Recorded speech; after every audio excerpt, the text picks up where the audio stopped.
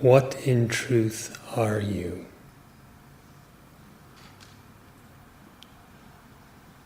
And what do you consider yourself to be? Who is it that so considers?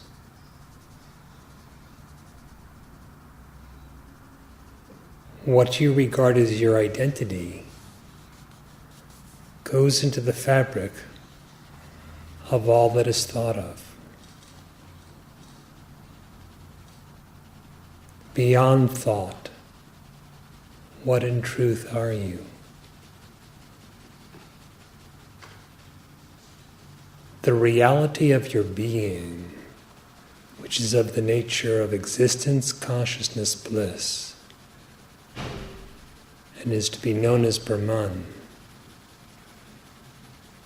is not contained within thought. You cannot possibly be a thought. And more thoughts, an entire bundle of thoughts, cannot be any more you than a single thought. More of the not self doesn't make for the self, and more of the unreal does not make for reality.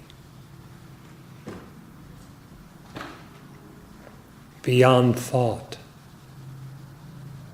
the unconceived, what are you? Beyond thought, you are beyond the body.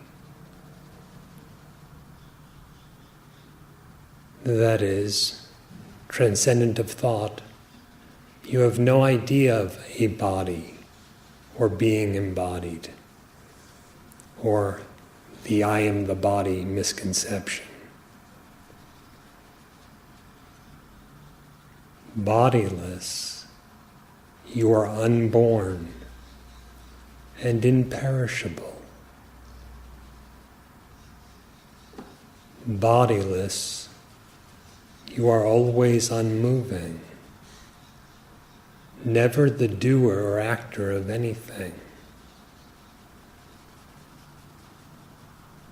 Beyond thought, you are transcendent of every state of mind, waking and dreaming with all of their content, and even deep dreamless sleep characterized by an absence of content. Stateless, you have no form, no coming or going, no beginning and no end. You remain attributeless, qualityless, timeless, and locationless, yet ever existent. Which thought are you prepared to call yourself? If you are not conceived, and therefore not the perceived, for the world is entirely within the mind, what in truth is your nature? If you are not thought and not in thought, where is the distance or separation between your very being and self-realization?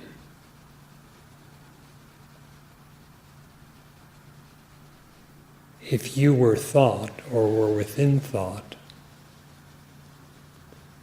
you might say or think that thought can be an obstruction. But you are not thought, not in thought, the knower of all thought, yet unknown by any thought. So how could there be an obstacle or a chasm between the self, which is beyond thought, and yourself, which is beyond thought.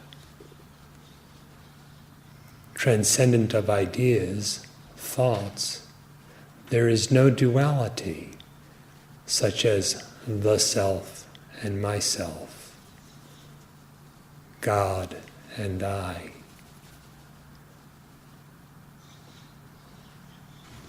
Indeed, how can one assert that thought even exists except by thinking that thought?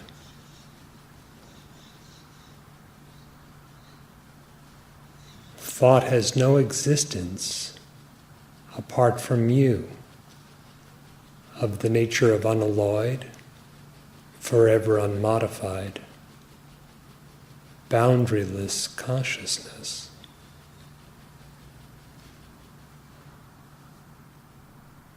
Since your nature is consciousness and not a thought,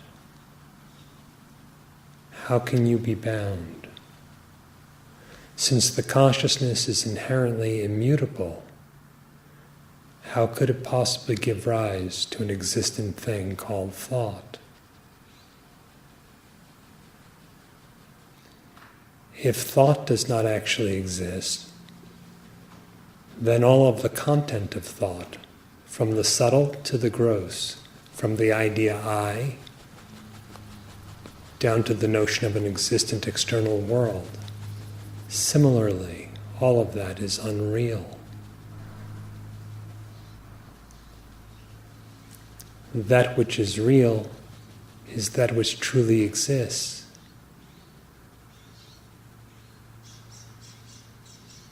What is it that truly exists? A thought about that will not suffice.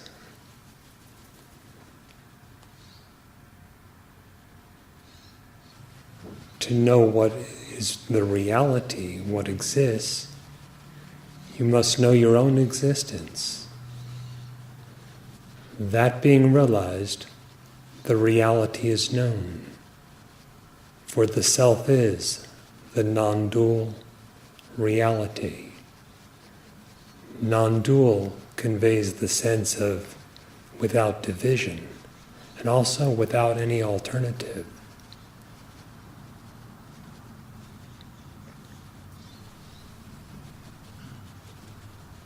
So then, to realize your nature, all that is required is a deep, consistent inquiry as to who you are. One need not pursue thought. One need not contend with thought. One need not regard thought as real.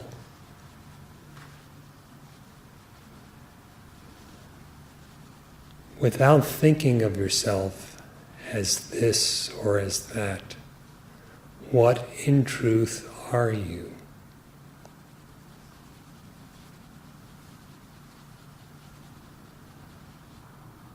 If this is realized, perfect peace is found, and that is endless.